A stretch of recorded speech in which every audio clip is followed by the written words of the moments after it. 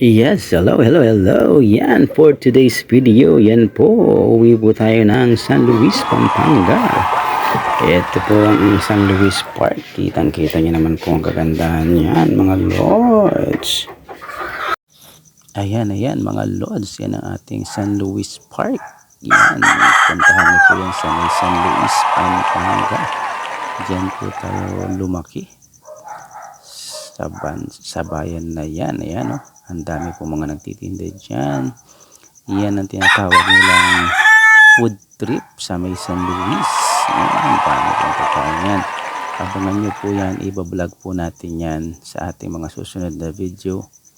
Ayan, pupuntahan po natin yan. Iisa-isahin po natin ang mga food cart na yan.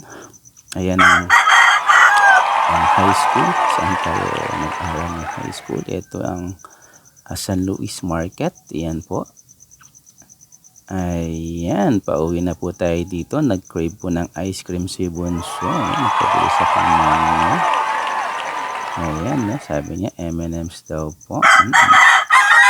Ayan, nyam. Ayan, nakuha ni Bunso ang kanyang cravings for today. Ayan, pag-uwi naman po natin ng bahay. Ayan, nagluto tayo ng chicken and pork.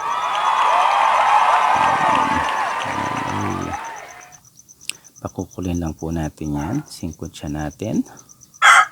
Para manuot yung lasa sa pork at saka sa chicken. Ayan. Ito lang po. Halu-haluin lang natin yan. Lagyan nyo lang yan ng ayan. Pagka lambot po niya, lagay tayo ng oil. Same pan na rin po ang ating gagamitin. Lagyan natin ng oil. Tapos lagay po tayo ng garlic dyan.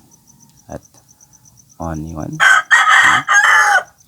Igisa-gisa po natin yan. Tapos ilagay natin yung karne. Nalagyan natin ng tomato sauce. Tapos isunod natin yung garbanzo sauce at green peas.